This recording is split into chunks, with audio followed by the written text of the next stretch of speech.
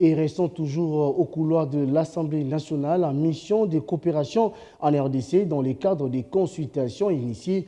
Une délégation des 11 parlementaires européens de l'APEF a échangé mercredi avec le président de l'Assemblée nationale, préoccupé par les violences infligées aux populations civiles, en particulier aux femmes et aux enfants dans les zones sous occupation du M23 AFC RDF, ainsi que par les sorts des déplacés internes.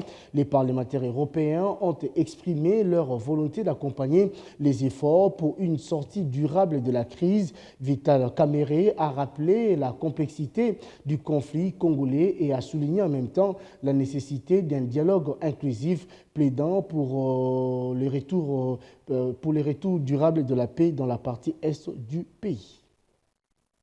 En mission de coopération en République démocratique du Congo, une délégation de 11 parlementaires européens, conduite par Hilde Voetmans, a été reçue le mercredi 28 mai 2025 à l'Assemblée nationale par son président, l'honorable Vital Kamerhe.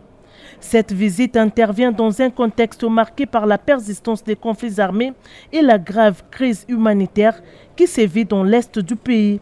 Objectif principal de la mission, réaffirmer le soutien de l'Union européenne à l'intégrité territoriale de la RDC. Profondément préoccupé par les violences infligées aux populations civiles, en particulier aux femmes et aux enfants dans les zones sous occupation, ainsi que par les sorts des déplacés internes, les parlementaires européens ont exprimé leur volonté d'accompagner les efforts pour une sortie durable de la crise. Dans son intervention, le président de la Chambre basse du Parlement a rappelé la complexité du conflit congolais et souligné la nécessité d'un dialogue inclusif, plaidant pour l'identification de toutes les parties prenantes afin de poser les bases d'un véritable cessez-le-feu. Vital Kamerhe a également prôné une double approche. Il faut une intervention humanitaire d'urgence, notamment pour les femmes et les enfants déplacés, mais il faut surtout une pression diplomatique pour imposer un cessez-le-feu réel. Interpellé sur la question de l'exploitation minière, un autre point soulevé par la délégation, le président de l'Assemblée nationale a insisté sur la nécessité d'une gestion équitable